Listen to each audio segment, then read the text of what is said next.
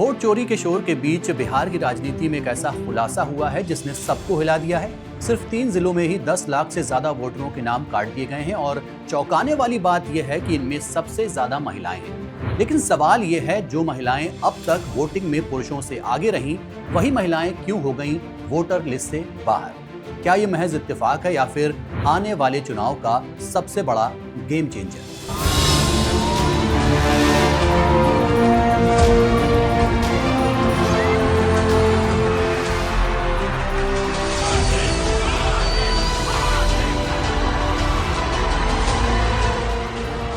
केंद्रीय चुनाव आयोग की ताजा रिपोर्ट ने बिहार की राजनीति में हलचल मचा दी है। सिर्फ 3 जिले पटना, मधुबनी और पूर्वी चंपारण से ही 10,63,000 वोटरों के नाम ड्राफ्ट वोटर लिस्ट से काट दिए गए हैं। और सबसे चौंकाने वाली बात यह है कि कटे हुए वोटरों में 53% महिलाएं हैं। अब सवाल ये उठता है कि महिलाओं का वोट ज्यादा क्यों कटा?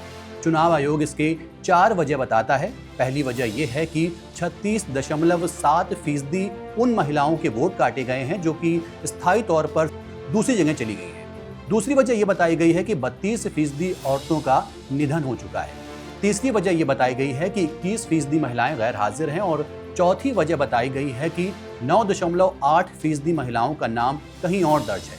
महिलाओं के वोट कटने की सबसे बड़ी वजह उनकी शादी भी बताई गई है, यानी शादी के बाद दूसरे जिले या गांव में ट्रांसफर। वहीं पुरुष वोटरों में सबसे बड़ी कटौती मृतक श्रेणी में हुई है।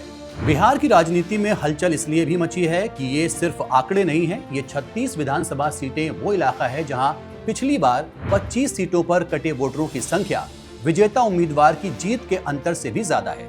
यानी चुनावी नतीजे बदलने की ताकत रखते हैं ये नाम कटना।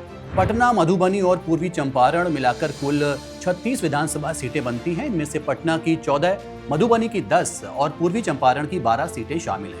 इन 36 में से 25 सीटों पर कटे हुए वोटरों की संख्या इतनी ज्यादा है कि वो पिछली बार विजेता उम्मीदवार की जीत के अंतर से भी ज्यादा बैठती है। सबसे अहम बात यह है कि इन 25 सीटों में से 18 सीटें एनडीए के कब्जे में हैं। कायदे से देखें तो इन 3 जिलों में एनडीए के पास 22 सीटें हैं, जबकि महागठबंधन के पास 14 सीटें हैं। अब जरा नजर डाल लेते हैं उन जिलों पर जहां से महिलाएं वोटर लिस्ट से बाहर हुई हैं। एक रिपोर्ट बताती है कि पटना की 14 विधानसभा सीटों में से 2 लाख से ज्यादा महिलाएं वोटर लिस्ट से बाहर हो गई हैं। सबसे ज्यादा कटौती शहरी इलाकों दीघा और बंकीपुर में दर्ज की गई है, जहां हटाई गई वोटरों में महिलाओं का अनुपात औसत 55% रहा। मधुबनी जिले की 10 सीटों में महिलाओं की हिस्सेदारी और भी बड़ी दिखी है। 20वीं सीट पर अकेले ही महिलाओं के नाम कटने का प्रतिशत 56.5% रहा। वहीं पूर्वी चंपारण की 12 सीटों में हरसिद्धि विधानसभा इलाके के सबसे चर्चित रही है, क्योंकि यहां हटाए गए वोटरों में 60% से ज्यादा महिलाएं शामिल हैं। दिलचस्प यह है कि इन तीनों जिलों के हर विधानसभा क्षेत्र में पुरुष मतदाताओं की संख्या हमेशा महिलाओं से अधिक रहती है। 2020 के विधानसभा चुनाव में इन 3 जिलों की 36 सीटों में से बीजेपी जेडीयू ने 22 सीटों पर जीत दर्ज की थी, जबकि महागठबंधन को 14 सीटें मिली थी। इसके बाद 2024 के लोकसभा चुनाव में भी इन इलाकों में बीजेपी का प्रदर्शन मजबूत रहा था। लेकिन अब तस्वीर बदलती दिख रही है, क्योंकि 25 विधानसभा सीटों पर वोटरों की कटौती की संख्या पिछली बार के जीत के अंतर से भी ज्यादा है। ऐसे में ये साफ माना जा रहा है कि आने वाले चुनाव में समीकरण बदलना लगभग तय है। सबसे बड़ी चिंता एनडीए के लिए है, क्योंकि इन इलाकों में महिलाओं को एनडीए का साइलेंट वोट बैंक माना जाता है। उज्ज्वला गैस, शराबबंदी जैसी योजनाओं से महिलाओं का झुकाव अक्सर एनडीए की ओर रहा है और 2020 के चुनाव में महिलाओं ने पुरुषों से ज्यादा वोटिंग की थी, यानी 59.7%। महिलाएं बिहार की राजनीति की साइलेंट ताकत।